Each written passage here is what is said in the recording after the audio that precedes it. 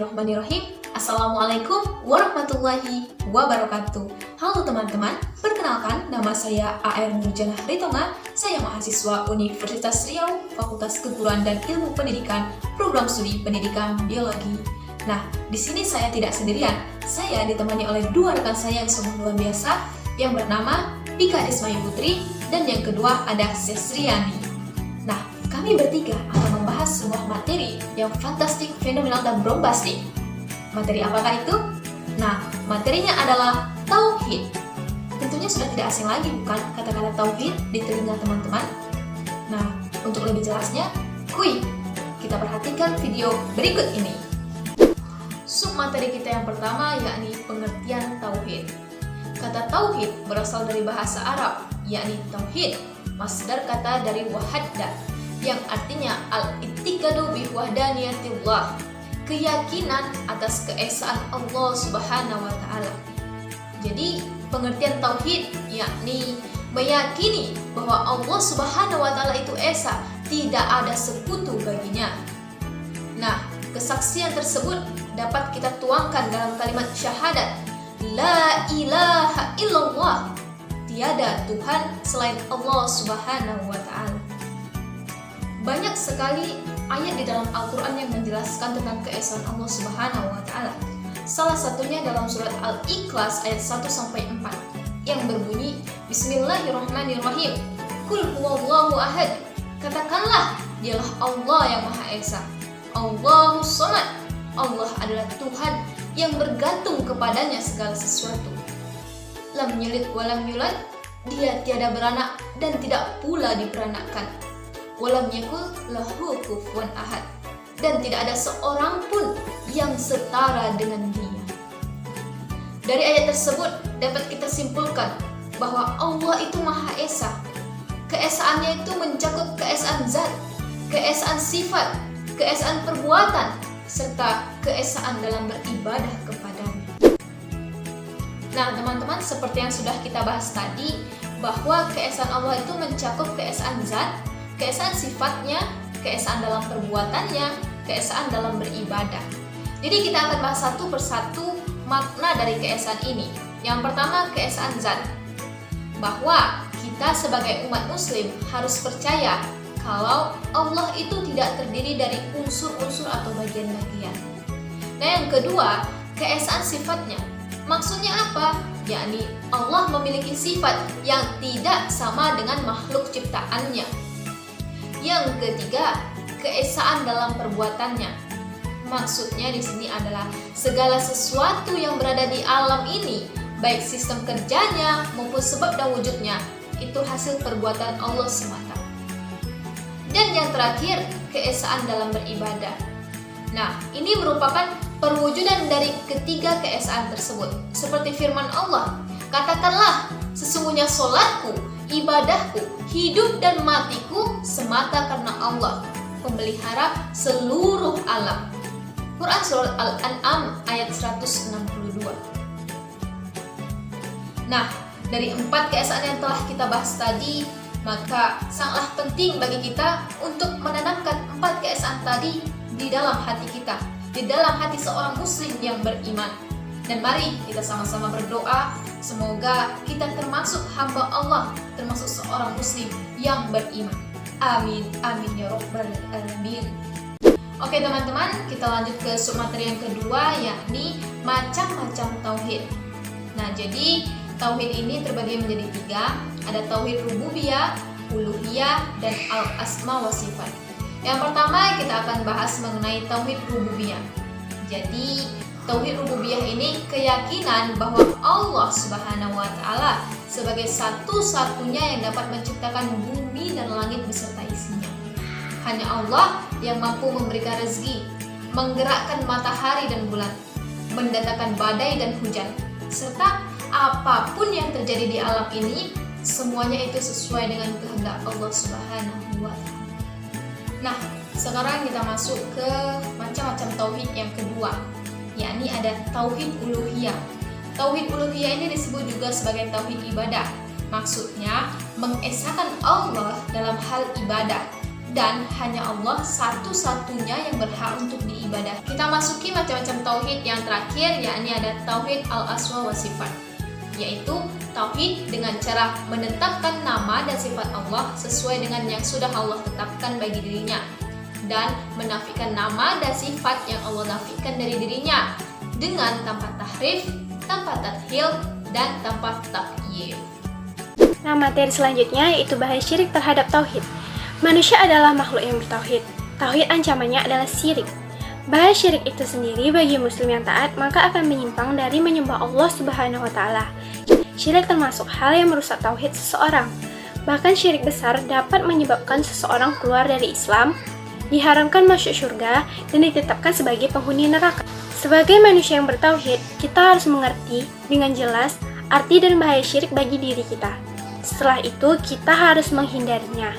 Nah, di sini saya akan menjelaskan pengertian dari syirik itu sendiri. Jadi, apa itu syirik?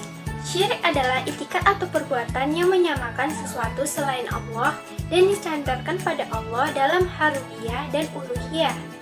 Seperti berdoa kepada selain Allah atau memalingkan suatu bentuk ibadah seperti menyembelih, bernazar, berdoa, dan sebagainya kepada selainnya.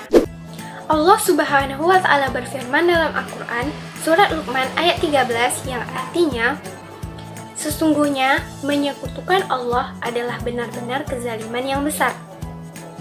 Allah tidak akan pernah mengampuni dosa-dosa pelaku syirik dan semua amalan baik yang pernah dikerjakan akan dihapuskan darinya. Baik teman-teman, pada materi sebelumnya kita sudah mengetahui apa itu pengertian syirik. Selanjutnya kita akan membahas tentang macam-macam syirik.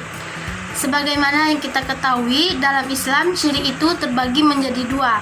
Yang pertama syirik akbar dan yang kedua syirik asghar. Adapun pengertian dari syirik akbar dan syirik asghar sebagai berikut. Nah, yang pertama yaitu syirik akbar.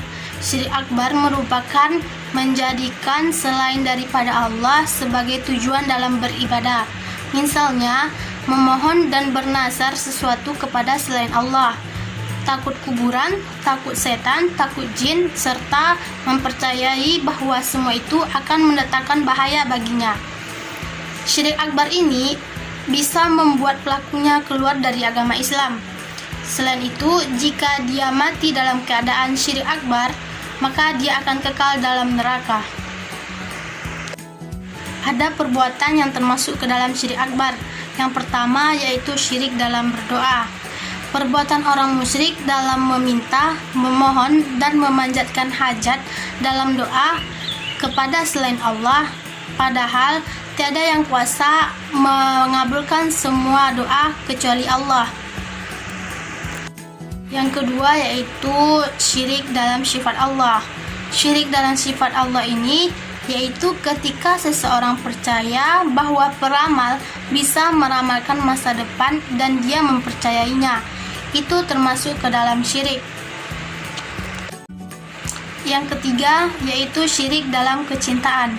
Seorang muslim dilarang lebih mencintai selain daripada Allah, seperti lebih cinta kepada orang tua, suami, istri, teman, sahabat, dan yang lainnya. Dan janganlah kita mencintai berlebihan selain cinta kita kepada Allah. Yang keempat yaitu syirik dalam ketaatan. Selain dilarang lebih cinta kepada selain Allah, kita seorang muslim juga dilarang lebih taat kepada selain Allah. Hal tersebut mirip seperti menyembah berhala. Yang kelima yaitu syirik dalam ketakutan. Seorang muslim dilarang lebih takut kepada apapun kecuali kepada Allah. Ketakutan maksudnya di sini yaitu seperti takut kepada setan, kepada jin, kepada kuburan, dan yang lainnya. Sehingga dia berpikir bahwa semua itu akan mendatangkan mudarat dan bahaya bagi dirinya. Nah, macam-macam syirik yang kedua yaitu syirik asghar. Syirik asghar adalah syirik yang dihasilkan dari perbuatan dan ucapan yang dinyatakan dalam perbuatan syirik. Syirik asghar ini tidak membuat pelakunya keluar dari agama Islam, tetapi syirik asghar ini menjadikan jembatan atau perantara menuju ke syirik akbar atau syirik besar. Yang selanjutnya yaitu macam-macam syirik asghar.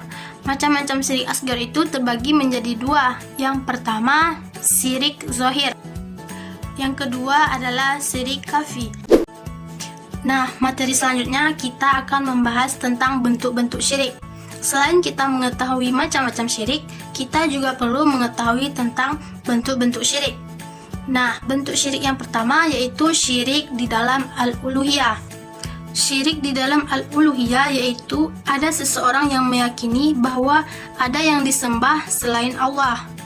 Yang kedua, syirik dalam ar-rububiyah.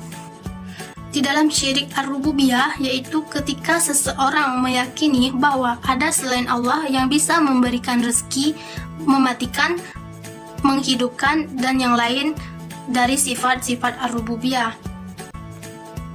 Yang ketiga yaitu syirik dalam al-asma wa asyifat, yaitu jika seseorang mensifatkan sebagian makhluk Allah dengan sifat-sifat yang khusus baginya. Selanjutnya, kita akan mengetahui seperti apa bahaya syirik dalam kehidupan sehari-hari. Yang pertama yaitu menimbulkan rasa khawatir dan hilangnya rasa aman di dunia dan akhirat. Yang kedua, tersesatnya di dunia dan akhirat. Yaitu dosa syirik akbar tidak diampuni jika mati dan tidak bertaubat. Yang keempat, yaitu jika seseorang melakukan syirik akbar, maka semua amalannya akan terhapus. Yang kelima, yaitu pelaku syirik akbar pantas baginya neraka dan haram baginya surga. Yang keenam, syirik akbar bisa membuat pelakunya kekal di dalam neraka. Yang ketujuh, yaitu syirik adalah sejelek-jelek perbuatan zalim dan sejelek-jeleknya dosa. Yang kedelapan, syirik dapat menghapus cahaya fitrah seorang hamba. Yang kesembilan, yaitu syirik khafi, seperti riya akan menghapuskan amalan yang terkait dengannya. Yang terakhir, yaitu Allah dan Rasul-Nya akan berserah diri dari orang-orang yang berbuat syirik. Nah, itu tadi penjelasan mengenai macam-macam syirik dan bahaya syirik dalam kehidupan. Demikian yang dapat kami sampaikan dari kelompok 5. Lebih dan kurang kami mohon maaf. Wabillahi taufiq wal hidayah. Wassalamualaikum warahmatullahi wabarakatuh.